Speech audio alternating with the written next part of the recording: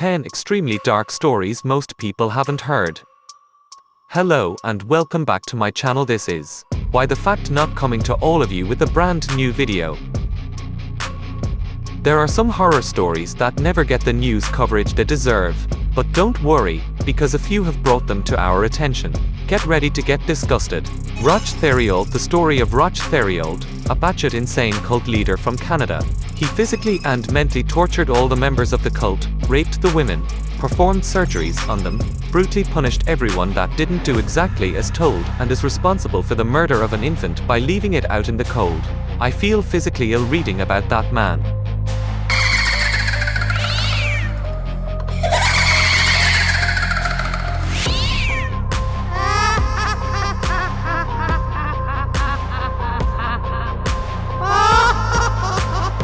Mary Bell, one of the youngest serial killers. She was just a kid, around 10 if I recall correct. She killed other children, went to the funerals, and even psychologically harmed the mother of a victim. She carved her initials with scissors into a victim, killed a toddler by leading it to a secluded area and crushing his skull. Her mother let men rape Mary also. Mary Bell has changed her name and is alive today, I'm quite sure. Living a life and saying that's nothing like who she is now.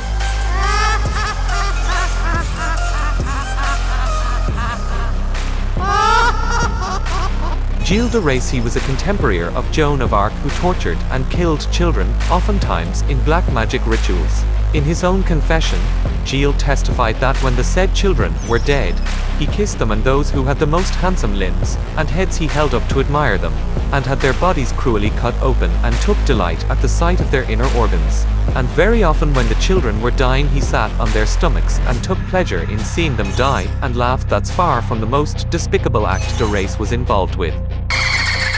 David Parker Ray. David Parker Ray was a serial killer, kidnapper, and rapist, also known as the Toy Box Killer, was an American kidnapper, torturer, serial rapist and suspected serial killer. Though no bodies were found, Ray was accused by his accomplices of killing several women, and was suspected by the police to have murdered as many as 60 women from Arizona and New Mexico while living in Elephant Butte, approximately 7 miles north of Truth or Consequences. He converted a mobile home into a torture chamber. Messed up. But the worst is in transcript of audio tapes he allegedly played to his victims when he had just kidnapped them, where he described how he would torture and rape them in the coming months. Dennis Rader, American serial killer known as BTK, an abbreviation he gave himself, for bind, torture, kill, the BTK Strangler or the BTK Killer. Between 1974 and 1991, he killed 10 people in Wichita and Park City, Kansas, and sent taunting letters to police and media outlets describing the details of his crimes. After a decade-long hiatus, Rader resumed sending letters in 2004, leading to his 2005 arrest and subsequent guilty plea. He is currently serving 10 consecutive life sentences at the El Dorado Correctional Facility. The serial killer BTK actually worked for a security company for some time, installing alarms to clients that wanted to keep the killer out of their homes.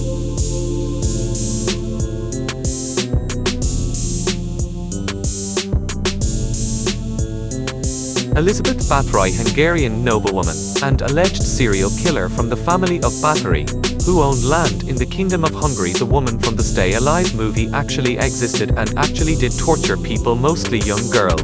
One of the things she did was open their mouths and pull their cheeks until they split. I can't even imagine.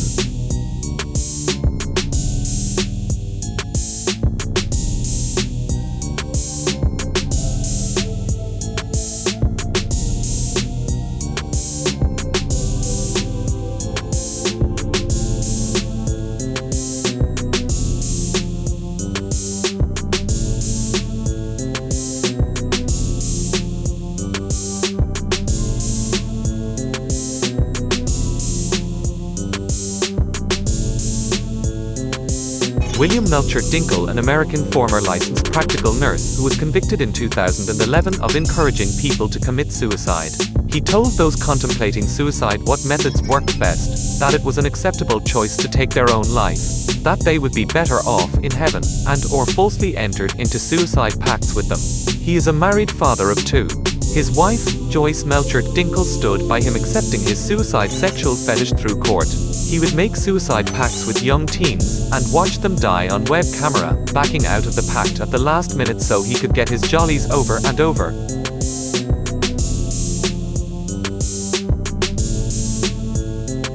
H. Holmes, and his murder castle. After the completion of the hotel, Holmes selected mostly female victims from among his employees, many of whom were required as a condition of employment to take out life insurance policies for which Holmes would pay the premiums, but was also the beneficiary, as well as his lovers and hotel guests. He tortured and killed them. Some were locked in soundproof bedrooms fitted with gas lines that let him asphyxiate them at any time. Other victims were locked in a huge soundproof bank vault near his office, where they were left to suffocate.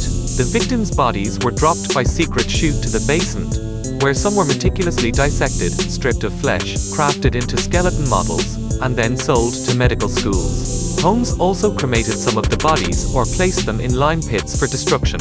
Holmes had 2 giant furnaces as well as pits of acid, bottles of various poisons, and even a stretching rack. Through the connections he had gained in medical school, he sold skeletons and organs with little difficulty. Juan Severino Mallari. Father Mallari became the parish priest in Magalan, Pampanga for 10 years. It was during this period that he started believing his mother was cursed or canulum, which became his motive for killing. He believed killing people could cure his mother's ailments. It is also plausible that around this time, Father Mallari's peers noticed signs of the priest's mental instability. A Filipino Catholic priest, also known as gay priest killer, he is first documented serial killer from the Philippines. During the Spanish colonial period, Mallari served as a parish priest in Magalan, Pampanga. He reportedly killed 57 people in the area.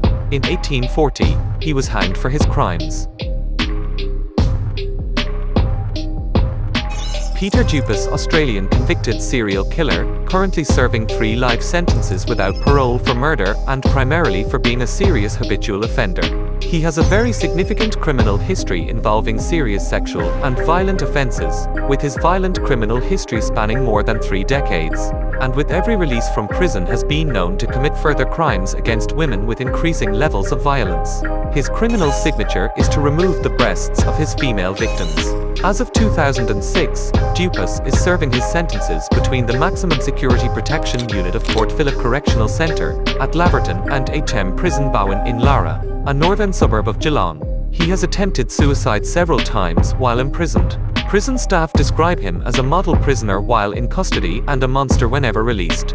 And that is it, guys. This is the 10 extremely dark stories most people haven't heard. Hope you all like this video, and please don't forget to smash that like button. And you're new to this channel, please hit that subscribe button and also hit that notification bell so you will be updated on my next video upload. Mega love shout out to my premier team, Team SNB, and all its very active and supportive members. This is why the fact not saying anything is possible. Just keep it simple. See you all on my next video. Thank you for watching.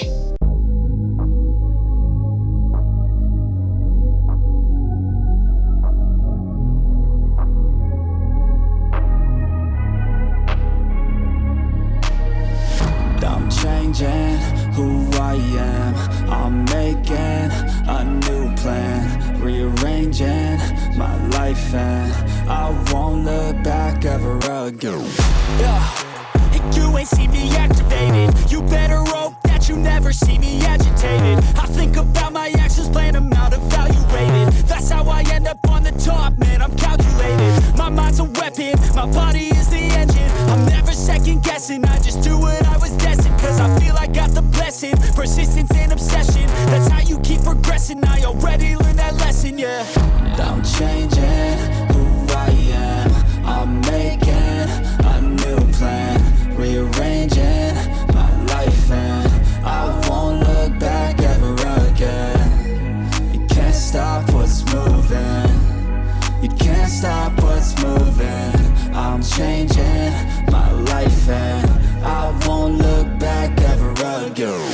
No fear, see clear, you deserve to be great. I know it feels like things get in your way. Push through those walls and the others will fall. Sit up, stand tall, you can get through it all. I need some energy, anxiety's no friend to me. I have a short memory, I don't really remember things. That's how I move on, that's how I stay strong. A new day's on, I'll keep moving right along.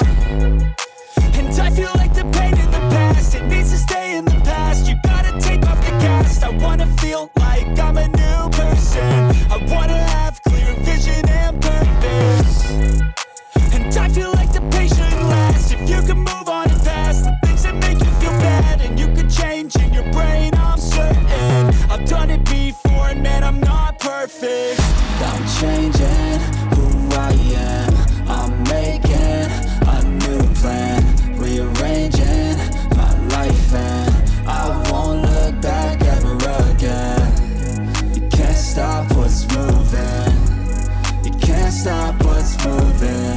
I'm changing my life, and I won't look back ever again.